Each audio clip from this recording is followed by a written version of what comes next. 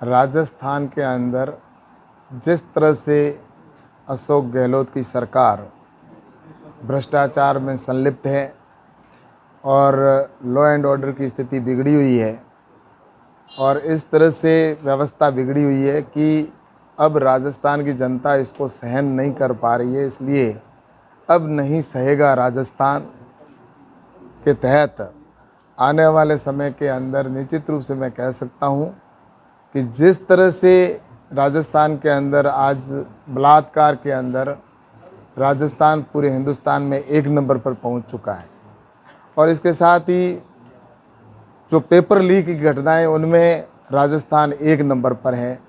दलित अत्याचार में राजस्थान एक नंबर पर है और इसके साथ ही बलात्कार की घटनाओं पर एक नंबर पर पहुंच चुका है और भ्रष्टाचार में भी राजस्थान एक नंबर पर पहुंच चुका है। जिस राजस्थान की हम कहते थे कि सबसे शांत प्रदेश है, वह राजस्थान आज यहाँ पर देखा जाए तो सबसे ज़्यादा यहाँ पर हिंदुस्तान में सबसे ज़्यादा कहे तो दंगे यहाँ पर हो रहे हैं।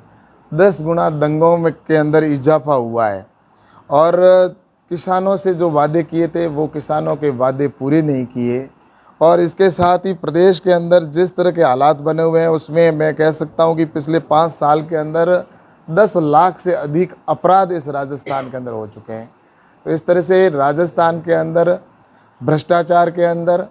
आज देखा जाए तो भ्रष्टाचार के अंदर राजस्थान के अंदर जो है जल जीवन मिशन के अंदर 20,000 करोड़ का घोटाला किया गया जिसकी कोई पूछने वाला नहीं है। वहीं पर पीपल खूट में 10,000 करोड़ की खान को 5 करोड़ रुपए के अंदर बेच दिया गया, जो 10,000 करोड़ रुपए की अगर लॉटरी के अंदर जाती तो उसको लेकिन 5 करोड़ तक बेचकर और अपराध किया गया। और भ्रष्टाचार के अंदर देखा जाए तो आज राजस्थान की सरकार एक नंबर पर पहुंची है और इसके साथ ही राजस्थान के अंदर पुलिस का अपराध और पुलिस की शय के अंदर और पुलिस का भ्रष्टाचार इतना चरम पर है कि आम आदमी भी राजस्थान के अंदर सुरक्षित नहीं है। और यहाँ की सरकार जिस तरह से भ्रष्टाचार और पुलिस के साथ में पुलिस का भी अपराध और पुलिस की भ्रष्टाचार और पुलिस की मौजूदगी के अंदर जिस तरह से अपराध हो रहे हैं और इसके साथ ही पुलिस के थानों के अंदर बलात्कार की जैसी घटनाएं हो जाती है, तो मुझे लगता है कि राजस्थान के अंदर हर दृष्टि से देखें तो आज अपराध के अंदर भी एक नंबर पर पहुंचा है। और पिछले 5 साल में लगभग 2 लाख महिलाओं के ऊपर अपराध हुए हैं। और सांप्रदायिक दंगों की बात करते हैं तो दंगों की संख्या इतनी हुई है कि जो लगभग मैंने कहा कि 10 गुना बढ़ी है और कन्हैयालाल जैसे कई लोगों की यहाँ पर राजस्थान के अंदर जाने जा चुकी है। और इस तरह से मैं कह सकता हूँ कि राजस्थान के अंदर अपराध के अंदर भी एक नंबर पर, दंगों में भी जिस तरह से आज आम आदमी सुरक्षित नहीं है। और इसके साथ ही मैं आपको ये भी बताऊं कि राजस्थान के जो किसानों से इन्होंने वादा किया था कि हम किसानों का संपूर्ण कर्जा माफ़ करेंगे, तो कर्जा माफ़ किया नहीं और बिजली की दरें लगभग डबल हो गई। और इसी के साथ में आज टैक्स में सबसे ज़्यादा अगर महंगी है बिजली तो वो राजस्थान के अंदर है और सबसे ज़्यादा डीजल अगर कहीं महंगा है तो वो राजस्थान के अंदर है। तो इस तरह से मैं आपको बता सकता हूँ कि आज राजस्थान के अंदर प्रतिदिन जैसी घटनाएं हो रही है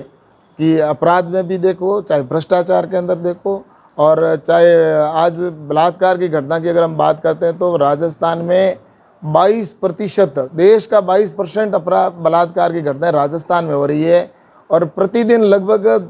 20 ऐसे अपराध बलात्कार की घटनाएं राजस्थान में हो रही है। आज जिस समय मैं बात कर रहा हूं तो उस समय भी कहीं न कहीं कोई अपराधी मेरी बहन के साथ में बलात्कार की जैसी घटना कर रहा होगा।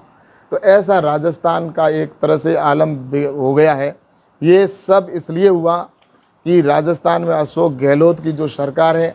वह सरकार अपने आप को सिर्फ बचाने में लगी रही और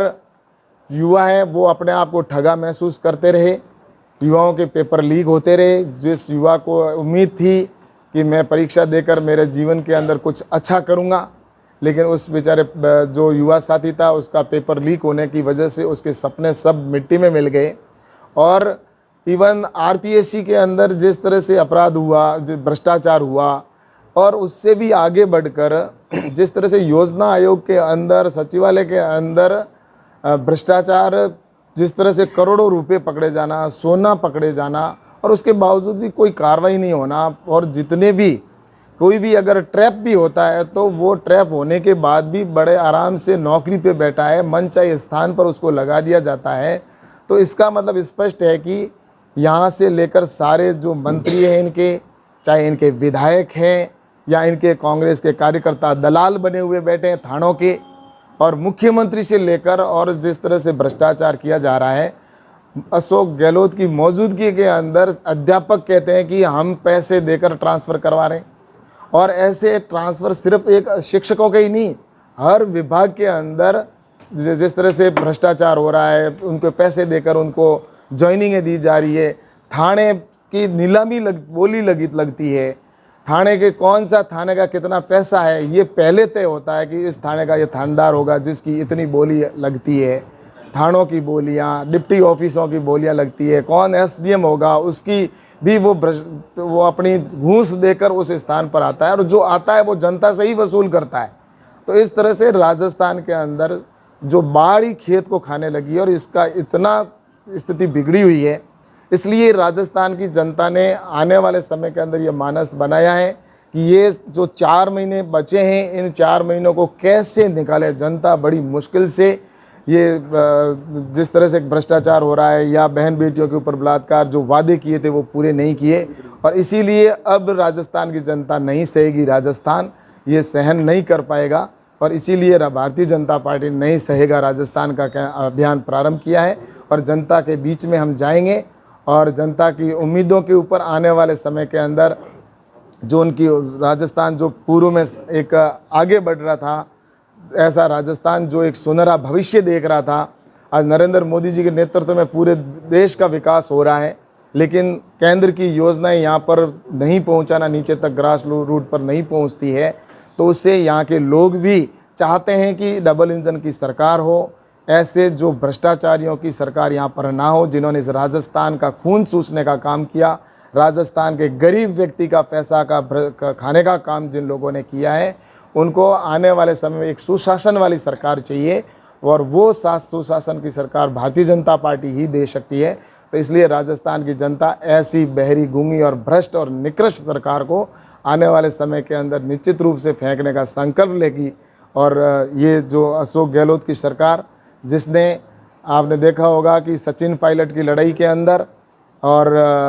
इनकी आपस की लड़ाई की वजह से यहाँ के मुख्यमंत्री बने हुए एमएलए घूम रहे हैं, और हर विधानसभा के अंदर देखा जाए तो जिन्होंने चुनाव लड़ा वो भी वहाँ पर दलाल बना हुआ है, तो विधायक है तो वो भी उनको लूटने का काम कर रहा है। तो इस तरह से भ्रष्टाचार का आलम है, और बहन बेटियों के ऊपर बलात्कार की घटनाएं प्रतिदिन होती जा रही है। तो मैं सोचता हूँ कि ऐसे अपराध वाला ये प्रदेश बन चुका है जिसको एक सुशासन देने की आवश्यकता है, और इसीलिए अब आने वाले समय के अंदर भारतीय जनता पार्टी जनता के बीच में जाएगी, और अब इस कांग्रेस के कुशासन को और इस अपराध को नहीं सहेगी।